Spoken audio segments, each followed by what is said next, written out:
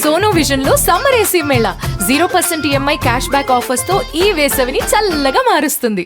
1967లో మీ కెరీర్ని స్టార్ట్ చేసి స్క్రీన్ మీదకి వచ్చి ఎవర్రా ఈ అమ్మాయి అనుకునే స్థాయి నుంచి ఈరోజు 2023 ఎలాంటి ఒక గొప్ప అమ్మరా అనే స్థాయి దాకా 54 సంవత్సరాలలో వెనుతిరిగి చూసుకోకుండా ఇంత సక్సెస్ఫుల్గా ఒక చైల్డ్ ఆర్టిస్ట్గా, ఒక హీరోయిన్గా, ఒక సపోర్టింగ్ ఆర్టిస్ట్గా, ఒక డబ్బింగ్ ఆర్టిస్ట్గా, ఒక అమ్మగా, ఒక భార్యగా ఎంతమందిని మెప్పించి ఆ ముఖంలో చిరునవ్వు ఇంత కూడా పోనివ్వకుండా ఇంత హ్యాపీగా ఉంటున్నారు కదా. ఎలా అనిపిస్తుంది అమ్మ ఒక అమ్మగా ఈ మదర్స్ డే సందర్భంగా? Very happy. ముందుగా ఇంత హ్యాపీగా ఈ జీవితాన్ని ప్రసాదించినందుకు మా అమ్మకి నా హృదయపూర్వక కృతజ్ఞతలు. ఓకే, మామూలు అమ్మనే, నేను కూడా అమ్మలాగే. సో ఇన్ని సంవత్సరాలు నేను ఎప్పుడు, నాకు ప్రహ్లాద్ యాక్ట్ చేసినప్పుడు తెలియదు సినిమాలో యాక్ట్ చేస్తాను, ఒక ప్రహ్లాద్ క్యారెక్టర్ నేను చేస్తాను, అదంత సక్సెస్ఫుల్ అవుతుంది, ఓ రాష్ట్రపతి దగ్గరికి వెళ్తాను, ఏమీ తెలియదు ఆ వయసులో. అలాగే అయ్యాను. తర్వాత 12-13 ఏళ్ల వయసులో హీరోయిన్ అయ్యాను. ఇందాక చెంబర్తి శోభన అన్నావు కదా, అది మలయాళంలో నా పేరు అలా పెట్టారు. అవును, అది డైరెక్టర్ గారు ఊరికనే అడిగారు, నువ్వు రోజా రమణి అంటే నాకు మలయాళం పేరులా లేదు, ఊరికనే నీ పేరు చేంజ్ చేస్తానంటే చేయండి అన్నాను ఊరికనే క్యాజువల్గా. అది చేంజ్ చేసి వాళ్ళు టైటిల్ రోల్స్లో వేశారు. అది రికార్డ్ బ్రేక్ హిట్ అయిపోయింది ఆ పిక్చర్. దాంతో ఆ శోభన లాగా మలయాళంలో ఒక 35 ఫిలిమ్స్ హీరోయిన్గా చేశాను. అలాగా తర్వాత మ్యారేజు, బాబు, పాప, తర్వాత డబ్బింగు. ఓకే. బట్ 1967లో వచ్చింది. బట్ చాలామంది ఇప్పుడున్న జనరేషన్కి కూడా తెలియదు. ఏం తెలియదు ఇప్పుడున్న జనరేషన్కి ఆ క్యారెక్టర్. అందుకే వాళ్ళందరూ అమ్మలు, ఇప్పుడు మీ అమ్మగారు లాంటి వాళ్ళు ఏం చెప్తారంటే, నువ్వు మొన్న ప్రహ్లాద్ పిక్చర్ చూసావు కదా, ఆ పాపే ఈమె ఎవరో తెలుసా, తరుణ్ వాళ్ళ అమ్మగారు అంటే, ఓహో తరుణ్ వాళ్ళ మదరా అని ఇప్పుడు ఐడెంటిఫై చేస్తారన్నమాట. సో ఐమ్ వెరీ హ్యాపీ కదా. ఎప్పుడు తల్లిదండ్రుల పేరు చెప్పుకుని పిల్లలు గొప్పతనం కంటే పిల్లల పేరు చెప్పుకుని తల్లిదండ్రులకి చాలా గర్వంగా ఉంటుంది, గొప్పగా ఉంటుంది. బట్ అనిపించలేదమ్మా ఆ వయసులో?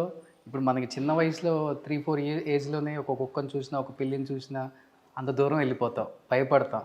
అలాంటిది ఒక మెడలో పామును వేసుకొని అన్ని సీన్లు, పాటలు, ఓ మై గాడ్ అసలుకి అనిపిస్తుంటుంది. అది ఇప్పుడంటే చాలా వచ్చేసినాయి టెక్నాలజీ పరంగా మనకి అన్నీ. బట్ అప్పుడు మీ టైంలో అట్లా కాదు. పులి మీద అంటే పులి మీదే స్వారీ చేయాలి, పాములు అంటే పాములు, రియల్ పాములు తీసుకొస్తారు. ఎక్కడ భయం అనిపించలేదా మీకు అప్పుడు?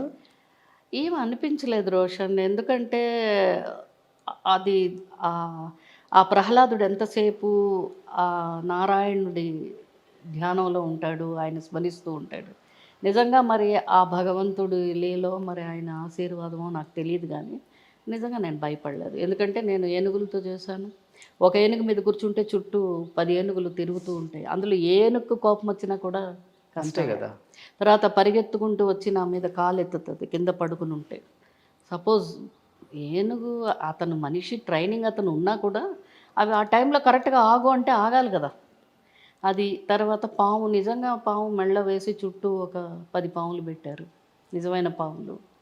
అది తర్వాత సతీ అరుంధతి అనే ఒక కన్నడ పిక్చర్లో చిరుతపులి మీద రావాలి, ఏమి గ్రాఫిక్స్ అవి అప్పుడేమీ లేవు, నిజంగా చిరుతపులి మీదే వచ్చాను ఎక్కి. దాన్ని కొట్టాలి, దాన్ని ఇలా ఇలా కొడతానన్నమాట. కొట్టిన తర్వాత అది కూర్చున్న తర్వాత దాని మీద ఎక్కుతాను. అలాగా అన్నీ చేశాను, భయం అనిపించలేదు. ఏమి తెలియని వయసులోనే చిరుత మీద స్వారీ, మెడలో పాము. అవును, ప్రహ్లాదుడు. అవును. ఇప్పటికీ ప్రహ్లాదుడు అంటే ఇలానే ఉంటారేమో అనిపించింది మాకు ఆ ఫోటో అలా చూసినప్పుడు. బాలు గారు ఒక మాట అన్నారు ఒకసారి, ఎస్పి బాలసుబ్రహ్మణ్యం గారు ఆయనతో పాడుతా తీగ చేస్తున్నప్పుడు, నేను పొద్దున్నే లేచినప్పుడు రాముడు అవి పాటలు, ఈ కృష్ణుడు పాటలు అవన్నీ వింటుంటానమ్మా. నాకు ఆ పాటలు వింటున్నప్పుడు రామారావు గారు కనిపిస్తుంటారు, ప్రహ్లాదుడి పాటలు కూడా వింటాను, ఎందుకంటే అంత భక్తి పాటలు అవి. ఆ పాటలు వింటున్నప్పుడు మాత్రం ప్రహ్లాదుడు అంటే నువ్వే గుర్తొస్తావు నాకు అన్నారు. అది పెద్ద కాంప్లిమెంట్గా నాకు చాలా ఆనందం అనిపించింది. ఓకే. ఆయన అదే కాకుండా ఆయన ఏదివిలో విరిసిన పారిజాతం మొన్న ఫస్ట్ హీరోయిన్ సినిమా కన్నె వయసులో పాడిన పాట రికార్డ్ బ్రేక్ ఇట్స్. ఎంత అందంగా ఉంటారు అసలుకి. ఇప్పుడు లేనా? ఇప్పుడు ఉన్నారనుకోండి, అంటే ఆ చామ్ ఎక్కడికి వెళ్ళలేదు, ఆ గ్లో.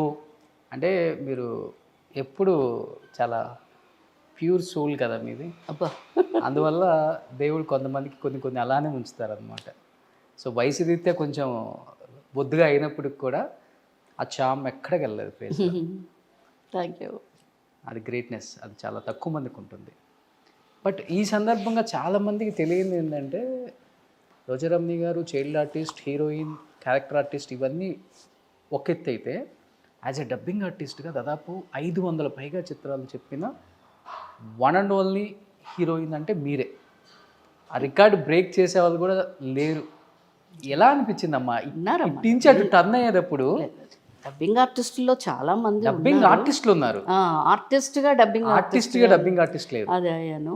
అది అనుకోకుండా ఇంకా మ్యారేజ్ తర్వాత సినిమాలు చేయలేదు. బాబు పుట్టిన తర్వాత ఇంకా బాబు స్కూల్కి వెళ్ళే టైంలో నాకు అది ఒక ఆఫరు మురళీమోహన్ గారు అడిగారు, సుహాసినికి. ఏదో సరదాగా వెళ్ళి చెప్దాంలే ఒక పిక్చరు అని వెళ్ళి చెప్పాను. ఆ పిక్చర్లో అమ్మాయి, అక్కడి నుంచి ఆ అమ్మాయి సక్సెస్ అయింది బాగా. సో కంటిన్యూగా అమ్మాయికి చెప్పడం.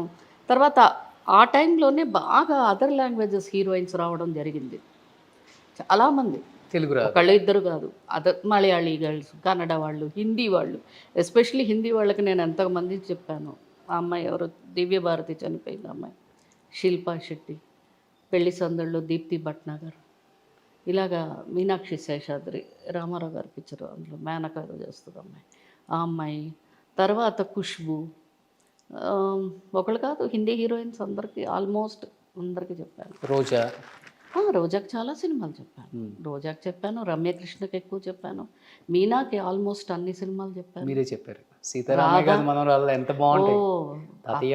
అసలు ఆ మూవీయే నాకు చాలా ఇష్టమైన, చాలా ఇష్టం. సీతారామయ్య గారి మనవరాలు. అలా చెప్పాలంటే కాశ్మోరా, అన్నీ ఒక క్షుద్ర పూజలు అవి చేసే పిక్చర్ ఇది. అది ఒకటి. మౌన పోరాటం, నిరీక్షణ, ఊర్మిళ, ఇలా చాలా సినిమాలు. కంటే కూతురునే కానీ అది చెప్పలేను. 600 సినిమాల్లో నేను పిక్చర్లు ఇవి మనసులో ఉండిపోయిన కొన్ని చిత్రాలు. బట్ ఇంతమంది హీరోలకి డబ్బింగ్ చెప్పిన అనుకున్నారు అసలు ఎవరికి తెలియదు కూడా. ఇది చాలా తక్కువ మందికి తెలుసు. ఈ ఇంటర్వ్యూ ద్వారా చాలా మందికి తెలియకపోతుంది కూడా. తెలుసు, అందరికీ డబ్బింగ్ చెప్తాను తెలుసు. నా వాయిస్ డబ్బింగ్ చెప్తారని తెలుసు. చాలా మంది ముగ్గురు మునగాళ్ళలో కూడా 3 హీరోయిన్స్కి చెప్పిన అది కూడా ఎవరో తెలియదు.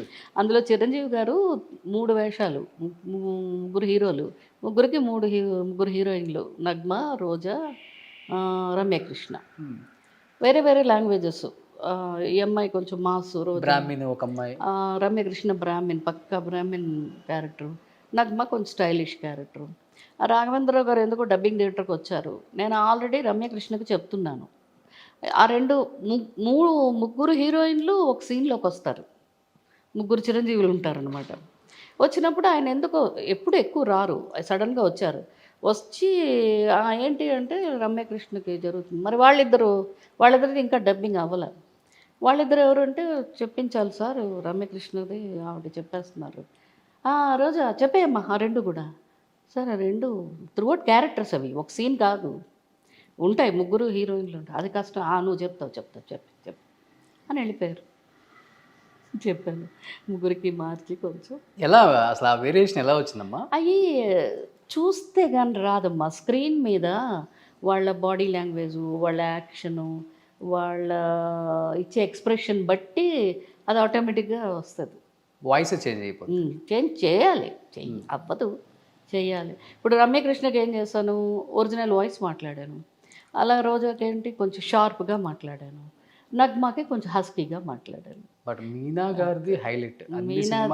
మీనాది బి సరోజాదేవి గారు అని పాత ఆర్టిస్ట్ తెలుసు కదా, ఆవిడన్ని చిలక పలుకుల్లా పలుకుతుంటుంది, చాలా ముద్దుగా. కొంచెం మీనా కూడా అలాగే మాట్లాడుతుంటుంది. దాన్ని ఒక్కసారి పలకరా, కష్టం. అది డబ్బింగ్ అడగలేదు నేను, ఒక్కసారి పలకండి అన్నాను. అది పలకడమే. ఏదైనా డైలాగు అంటే మనకి సీతారామని మనవరాల్లో అది చాలా సినిమాలు చెప్పాను. అది అంటే ఒరిజినల్ వాయిస్ ఇలా ఉంటుంది కదా, బోల్డ్గా మనకి కొంచెం అదిగా. అమ్మాయి అంటే తాతయ్య ఎటో అదొకలాగా కొంచెం మన వాయిస్ని కట్ చేసేయాలి, అవును 3/4 వాయిస్ కట్ చేయాలి. అవును. కట్ చేసి ఒక డైలాగ్ చెప్పొచ్చు, 2 చెప్పొచ్చు. త్రూఅవుట్ సినిమా చెప్పాలంటే కొంచెం కష్టమే. చంటీలో కూడా మీరే కదా చెప్పింది. చంటి కూడా నేను, చంటి అల్లుడు గారు, మోహన్ బాబు అల్లుడు గారు, అల్లుడు గారు సారీ ఆమెకు చెప్పాను. ఇంకో హీరోయిన్ శోభన. చాలా పిక్చర్లు, మీనా అయితే చాలా సినిమాలు చెప్పాను. గ్రేట్.